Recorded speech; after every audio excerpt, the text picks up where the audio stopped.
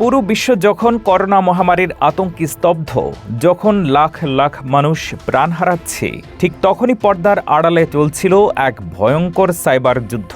মার্কিন বিশ্ববিদ্যালয় এবং ল্যাবরেটরি থেকে টিকার গোপন গবেষণা চুরির অভিযোগে ইতালিতে গ্রেফতার হওয়া এক বিপজ্জনক চীনা হ্যাকারকে অবশেষে আমেরিকার হাতে তুলে দেওয়া হয়েছে।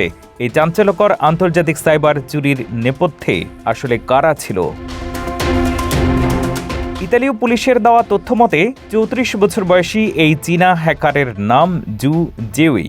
গত বছরের জুলাই মাসে মিলান থেকে তাকে অত্যন্ত গোপনীয়তার সাথে গ্রেফতার করা হয়। মার্কিন গোয়েন্দাদের অভিযোগ, চীনের রাষ্ট্রীয় নিরাপত্তা মন্ত্রণালয়ের সরাসরি নির্দেশে হাফনিয়াম নামক একটি বিশাল সাইবার স্পিউনেজ ক্যাম্পেইন চালিয়েছিলেন এই হ্যাকার। ইমেল সফটওয়্যারের সূক্ষ্ম ত্রুটি কাজে লাগিয়ে তারা কয়েক হাজার কম্পিউটারে অনুপ্রবেশ করে। তাদের মূল লক্ষ্য ছিল টেক্সাসের বিভিন্ন বিশ্ববিদ্যালয় এবং ভাইরাস বিশেষজ্ঞদের গবেষণাপত্র হাতে নেওয়া।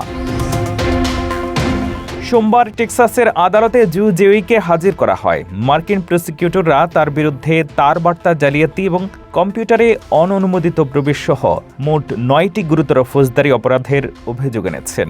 যদি আদালতে এই অভিযোগগুলো প্রমাণিত হয়, তবে প্রতিটি গুরুতর অপরাধের জন্য এই হ্যাকারের ২০ বছর পর্যন্ত জেল হতে পারে। অর্থাৎ জীবনের বড় একটি অংশ তাকে হয়তো মার্কিন কারাগারেই কাটাতে হবে।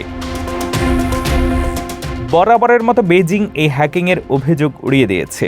ওয়াশিংটনে অবস্থিত চীনা দূতাবাস একে ভিত্তিহীন অপবাদ এবং কাদা ছোড়াছড়ি বলে অভিহিত করেছে।